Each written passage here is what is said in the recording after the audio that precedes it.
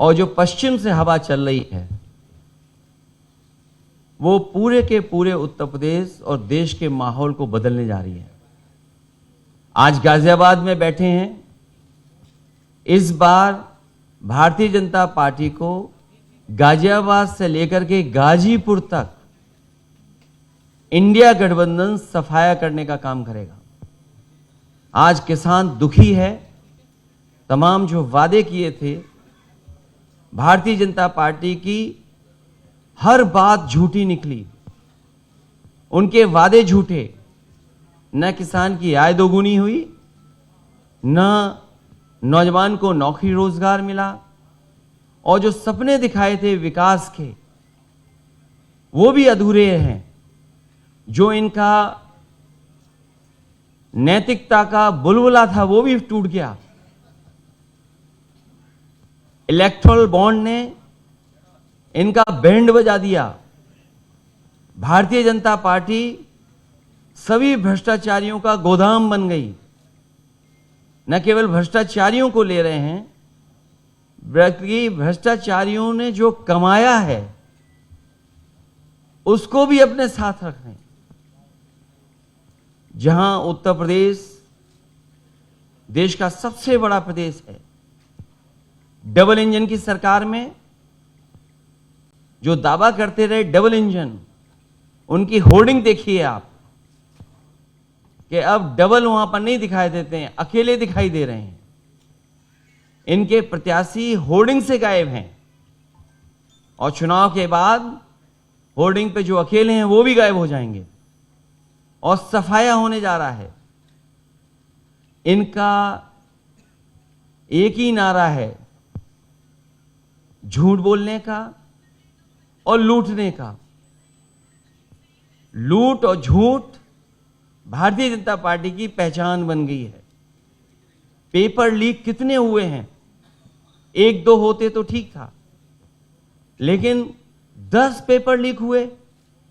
और मैंने कई मौकों पर वो बात बताई कि अगर एक परिवार के हम केवल 3 सदस्यों को मान लें, जिस व्यक्ति ने परीक्षा लिखने की तैयारी की, जो परीक्षा नहीं दे पाया पेपर लीक के कारण, और उसके मां बाप को अगर हम जोड़ लें तो ऐसे 60 लाख नौजवान हैं।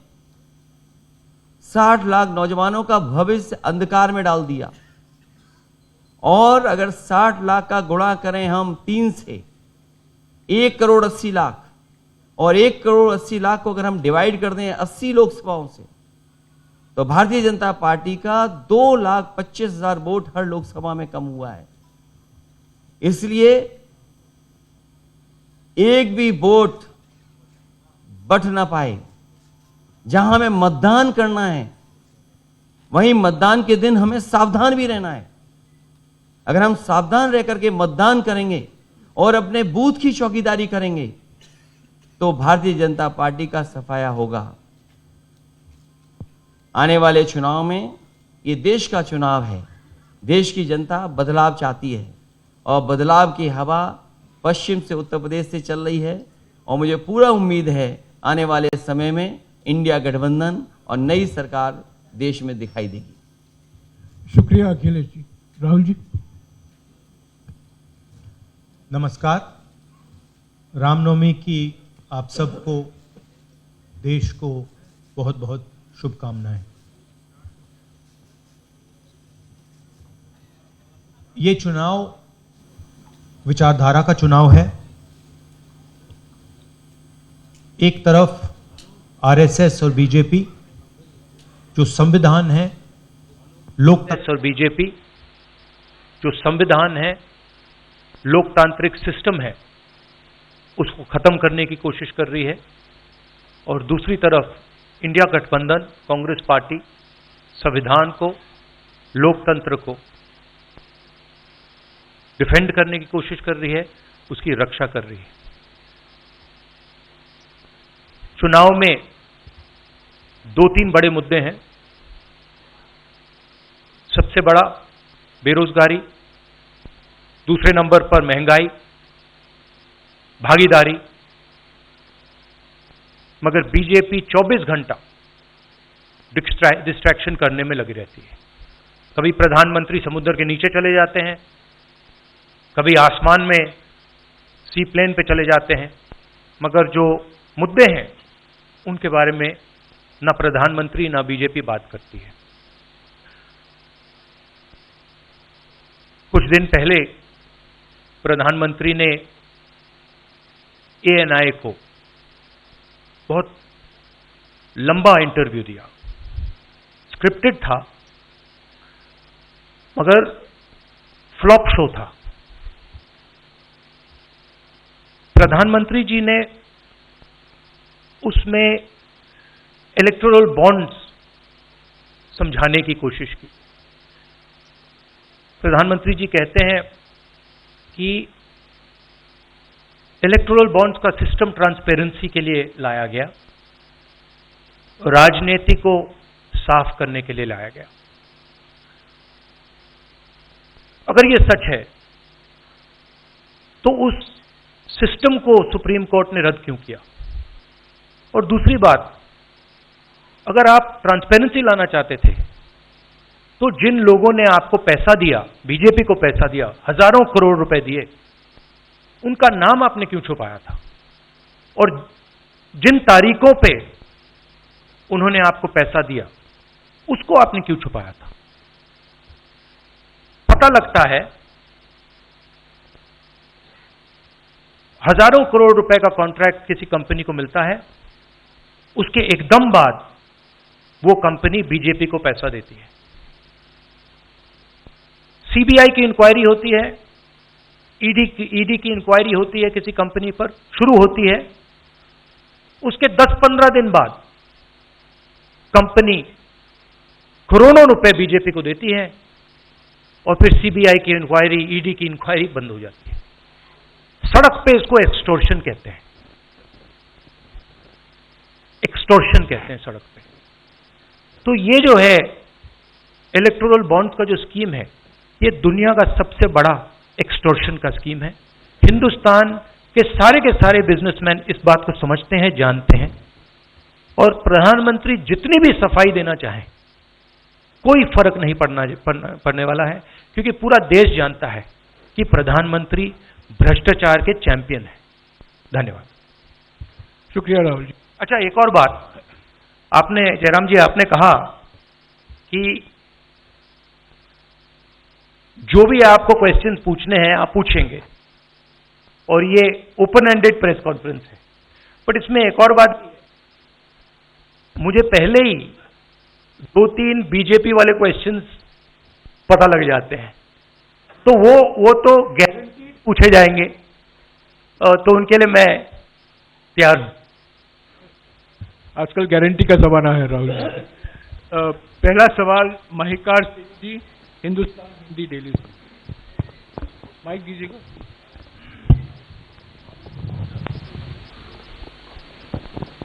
राहुल जी, स्वागत है आपका। दोनों नेताओं, जबकि आज प्रचार का पहला चरण समाप्त होने वाला है, आपने मेरे मित्रों को थोड़ा सा कसरत करा दी। वो दिल्ली से यहाँ आए हैं, आपने गाजियाबाद में ही क्यों पीसी की?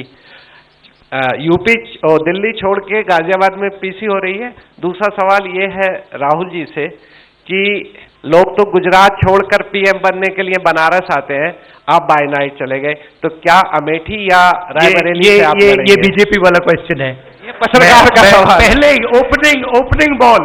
Opening ball BJP question. Very good, शाबाश। देखिए,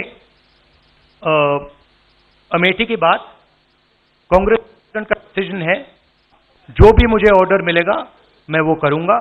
सीईसी मीटिंग, हमारी पार्टी में सीईसी मीटिंग्स में ये डिसीजन लिए जाते हैं। बट पहला बीजेपी का question, good question, thank you. Amar Ujala से निशा,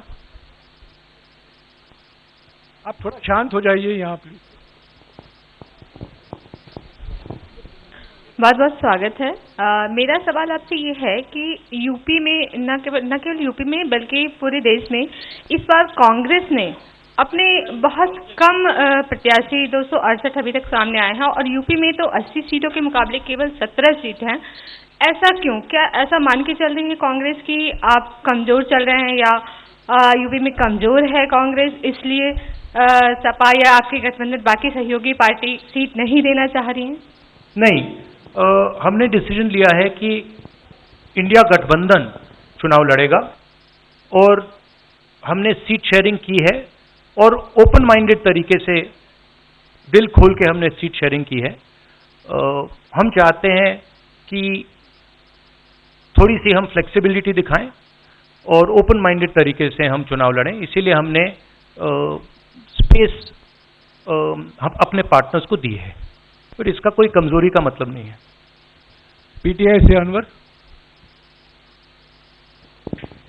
राहुल जी, मेरा सवाल आपसे है कि पिछले बार जो आप दोनों लोगों का गठबंधन था वो सफल नहीं हो सका उत्तर प्रदेश में। एक बार फिर आप लोग साथ आए हैं और प्रधानमंत्री ने पिछले दिनों कहा कि ये दो लड़कों की फ्लॉप फिल्म है जो इस बार भी फ्लॉप होगी। तो आगे आप क्या उम्मीद कर रहे हैं इस गठबंधन से? उत्तर प्रदेश में कितनी सफलता मिलेगी और कितनी सीटों की उम्मीद है इस बार आप लोगों को? देखिए, मैं सीट्स का प्रेडिक्शन तो नहीं करता हूं, जनरल बात कह सकता हूं कि बीजेपी को मुझे लग रहा था 15-20 दिन पहले कि 180 से 180 तक जाएंगे, अब मुझे लग रहा है 150 तक जाएंगे। हर स्टेट में हमें रिपोर्ट मिल रही है कि हमारा चुनाव इंप्रूव कर रहा है और अंडर करंट है।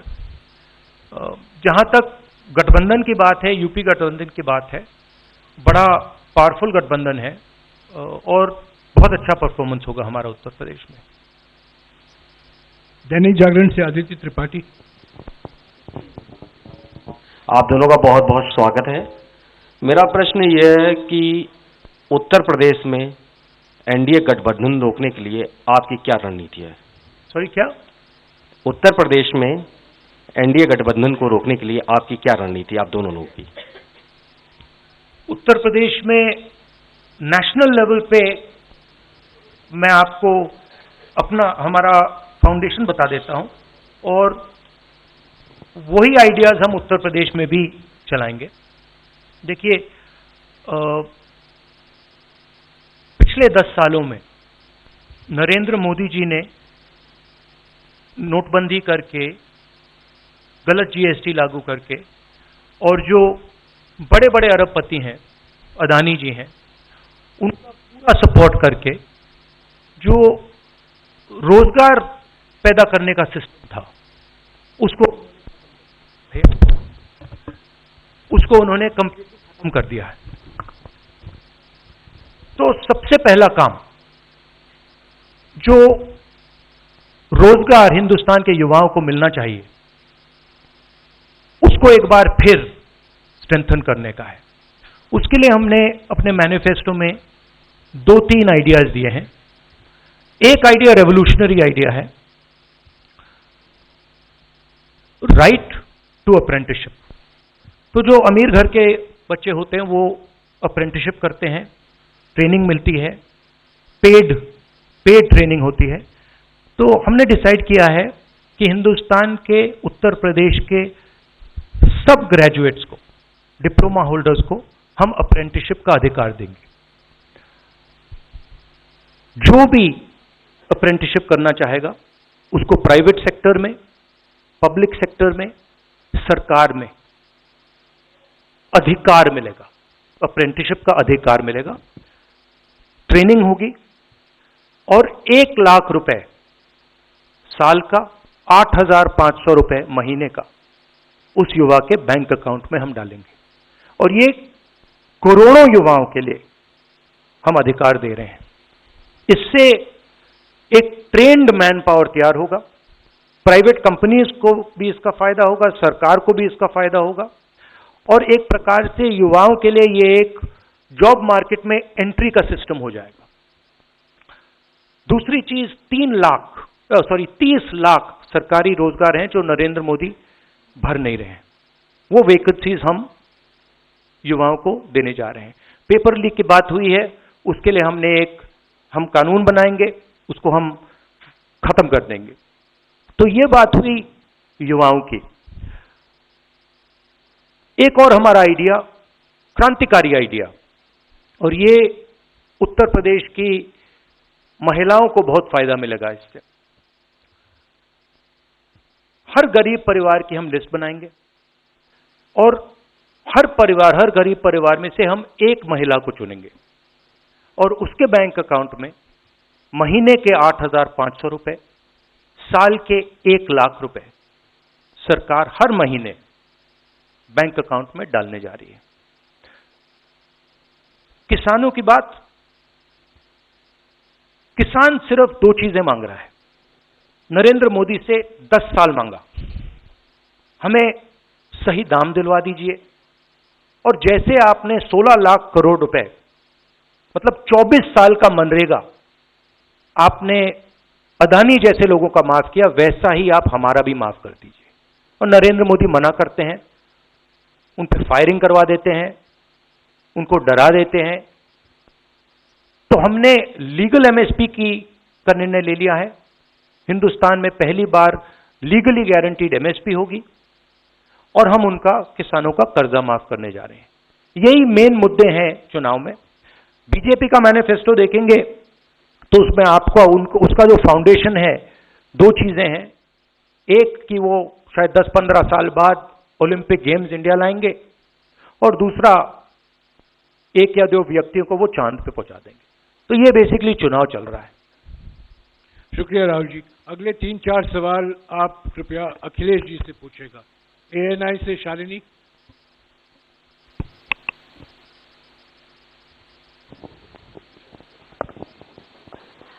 पहला सवाल राहुल जी से है। अखिलेश जी से पूछेगा प्लीज। उन्होंने कृपया लगा दिया, इसलिए अब हमसे पूछिए।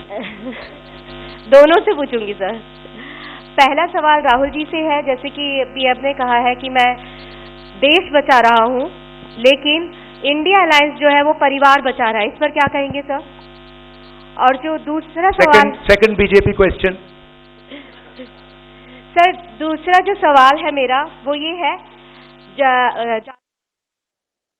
और उन्होंने कहा एएनआई को जब इंटरव्यू दिया उसमें बोला कि ऐसा कौन सा जादू है कि एक झटके में गरीबी मिटा सकते हैं। मैं जानना चाहता हूँ ऐसा कौन सा जादू है कि एक झटके में गरीबी मिटाई जा सकती है। तो ये मेरा सवाल दोनों से है। नहीं, दोनों से है। मैं धन्यवाद देता हूं, आप लोगों ने सवाल पूछे। हालांकि कुछ सवाल आपने राहुल जी से पूछे थे। एनडीए को पीडीए हराएगा, एनडीए को पीडीए हराने जा रहा है, एनडीए को पीडीए हराने जा रहा है। और जहां तक सवाल परिवारवाद की बात है, आज नवरात्र है, आज शुभ दिन है। भारतीय जनता पार्टी के लोग संकल्प लें कि ना किसी परिवार वाले को टिकट देंगे और ना किसी परिवार वाले से वोट मांगेंगे। और गाजियाबाद में कार्यक्रम इसलिए किया है क्योंकि हम दोनों लोगों ने संकल्प लिया है। वो तो इंडिया गठबंधन का नाम भी ठीक से नहीं ले पाते हैं। INDIA तो इंडिया होता है, इंडी कब से हो गया? यहां से सफाया होगा गाजीपुर तक। जो 14 में आए थे वो 24 में चले जाएंगे, और यूपी वाले स्वागत भी अच्छा करते हैं। और इस बार तो ढोल नगाड़ा और सब कुछ की तैयारी है। इस बार विदाई भी बहुत शानदार होने जा रही है। Times Now Bharat, Ranjeeta. अखिलेश जी से। तो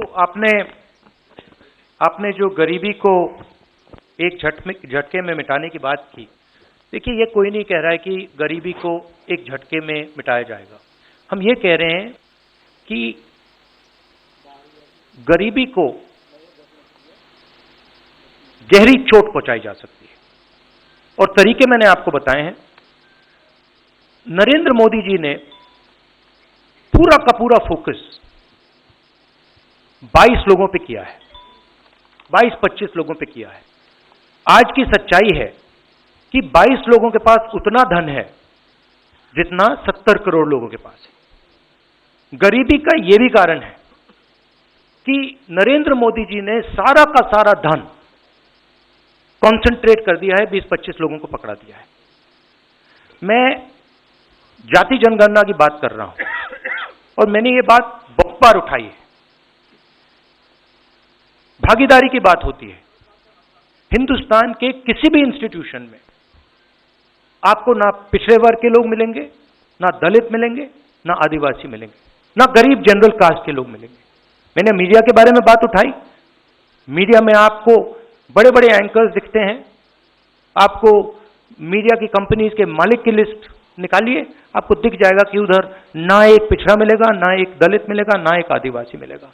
तो हम क्रांतिकारी काम करने जा रहे हैं। जाति जनगणना, महिलाओं को एक गरीब महिलाओं को 1 लाख रुपए, युवाओं को अप्रेंटिसशिप का कानून, अप्रेंटिसशिप का अधिकार, उनके बैंक अकाउंट में 1 लाख रुपए, किसानों को एमएसपी। तो ये सब गरीबों को पैसे देने के तरीके हैं। नरेंद्र मोदी जी ने पिछले 10 साल में गरीबों को कुछ नहीं दिया। तो ये हम करने जा रहे हैं। हाँ रंजीता, अखिलेश जी से। हाँ, अखिलेश जी से ही सवाल है।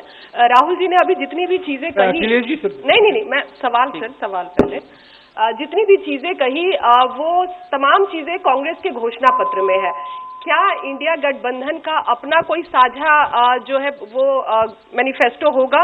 अखिलेश जी, क्या जो राहुल जी कह रहे हैं क्या वही तमाम चीजें सपा की भी है, या सपा कुछ अलग भी घोषणाएं कर रही है चुनाव में? इंडिया गठबंधन नई उम्मीद है, और जैसा कि राहुल जी ने कहा कि उनके मैनिफेस्टो में बहुत सारी चीजें हैं जिससे गरीबी दूर की जा सकती है।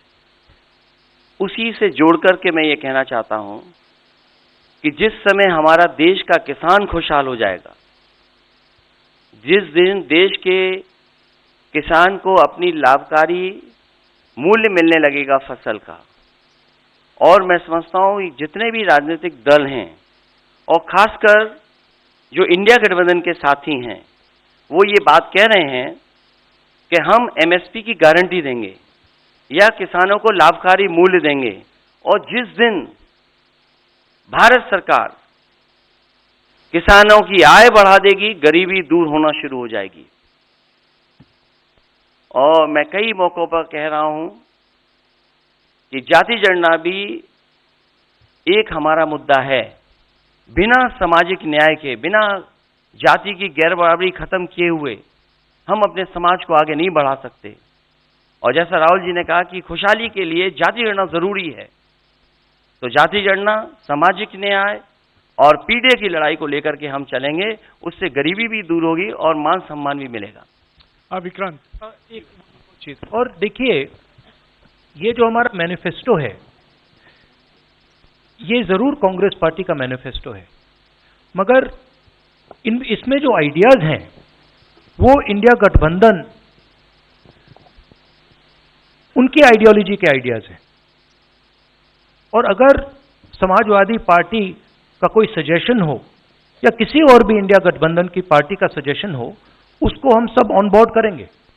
तो हमारा मतलब जॉइंटली काम होता है। हम बातचीत करके, कंसल्ट करके काम करते हैं और फ्लेक्सिबिलिटी दिखाते हैं। और हम लोग G20 की तरह नहीं है, केवल 2 का चलता हो, बाकी सब 0 हो। अखिलेश जी समझने में वक्त लगेगा। अखिलेश जी, G20। अखिलेश जी, एक मिनट अखिलेश जी, एक मिनट को बुलाया है। अखिलेश जी, राहुल जी, आप दोनों लोग, अखिलेश जी सामने, अखिलेश जी, राहुल जी, आप दोनों लोग 2017 में साथ आए थे। दोनों ने लखनऊ में प्रेस कॉन्फ्रेंस भी की थी, लेकिन 19 और 22 में आप दोनों अलग अलग हो गए, 24 में फिर साथ आए हैं। आखिर क्या वो मोमेंट क्या था जब दोनों के दिल में आया कि हाँ, हमको साथ आना चाहिए, जरूरी है? 7 साल बाद दोनों के दिल में कब ये मोमेंट आया कि हम चलना है साथ? मूवमेंट क्यों बताना, हम साथ आ गए और साथ आ गए, यही मूवमेंट है।